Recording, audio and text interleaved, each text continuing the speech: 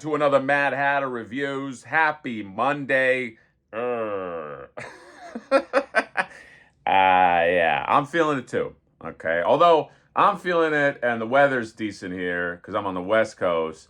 My sympathies for people that have to go through Monday and they're also on the East Coast because man, my cousin just showed me some footage from like New York. It's crazy. It's just it looks like some Charles Dickens snowy town. It's wild. So stay safe if you are going through some inclement, is that the word? Weather? Bad weather. But yeah, please stay safe. So we're going to talk about some Masters of the Universe. All right, everybody knows I'm a giant Masters of the Universe fan. I mean that. Okay, I don't know why, people, there's a few people that took my trailer reaction to heart. All right, it's just a reaction to a trailer. All right, I still love MOTU. I still have some fun with it, and I did. Most people thought it was, it's like you goof on stuff a little bit. I said some critical things about the trailer. I thought that it feels like it's a predictable story. Maybe it won't be. Okay, maybe it'll be great. I hope it does great. You know why? Because even if it's something that I personally don't like, it helps. It helps elongate the brand, and that goes for anything. Okay, that goes for Ninja Turtles. That's how like these IPs work. It's like you might not like Batman. That Robert Pattinson Batman movie that came out. I didn't really like it that much. I mean, it was okay. It was not my favorite. There's a lot of things I just didn't really love about it. But if it helps the Batman brand, then I'm all for it because you just get more stuff and you get more toys.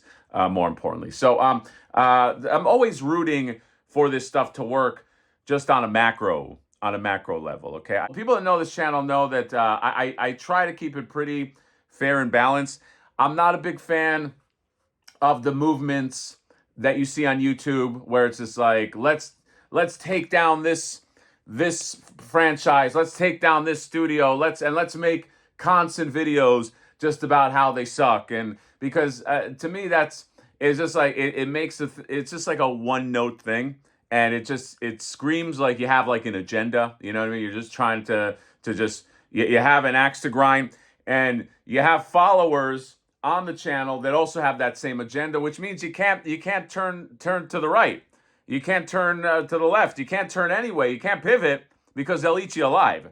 That's the problem when you start a channel. And now I'm going on a little bit of a rant. But that's the problem when you start a channel where it's all about, like I know like Star Wars gets a lot of heat from there's channels out there that they're dedicated to like let's say how Star Wars sucks, okay? And the problem is when Star Wars does do something good, if they do something good, I'm not that kept up on Star Wars, then they can't really say it. You know what I mean? Like they could just kind of give it like a softball, like it's okay, but like they have to keep the mode going of like no, I still hate Star Wars. Trust me, don't eat me alive. It's like the hyenas when they eat Scar at the end. That's why I like sometimes people ask me what channels I follow. I mean, I was a big video game nerd guy, okay? Angry video game nerd. I love that channel, okay? I also love Red Letter Media. I feel like, I haven't watched a lot of it lately, but those are also guys that I feel like they just kind of keep it 100. Like, I just feel like they're just giving you their opinion in the moment, you know what I mean? I don't have really an interest in like, let's take down this franchise or this studio and this and that just bores me to tears. And that also applies to toys.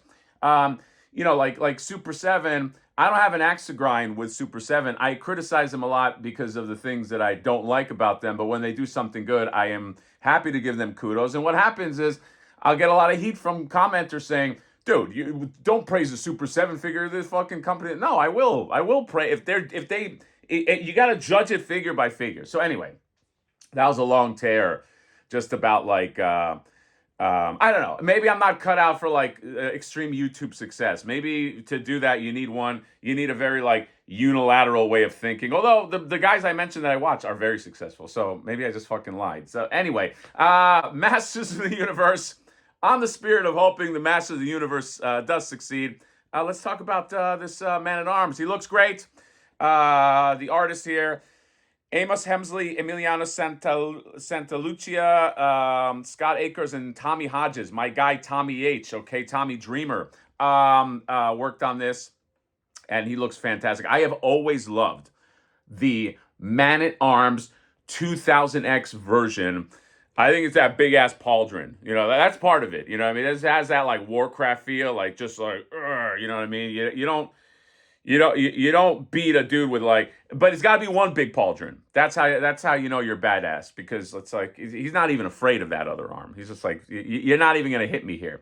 Yeah, so Man at Arms, and here's all the stuff he comes with. He's got like the ponytail. I will say usually guys with ponytails can be questionable. You know, can be like, is this guy kind of a douche? But you know, Man at Arms, one of the few guy with ponytails that you're just like, no, that guy's awesome. You know what I mean? Duncan, all day with Duncan. They did something very, very smart. Well, let's just go. They got two maces, they got a gun, they got laser effect, they got a little base. They did something very smart. They gave you a snake armor head. Snake armor head. You know what that means? That means a lot of people like, do I get the snake armor? Do I need to get another one? Trust me, there's something very powerful when you put in another head that makes it another character, okay? Especially when the rest of the body works. I get the sickness, all right? I am the sickness. But yeah, Man at Arms, and just let's roll some more photos of him. And here's him. I love the effect that fits over the mace. And yeah, just it is mixed media. You get some fur, you get all that. And yeah, very, very fun. It's look great with Tila. Here's the snake armor. They know what they're doing. You motherfuckers, Mondo. Fuck you. But yeah, looks really good. And no, this is a timed edition. So there will be a regular.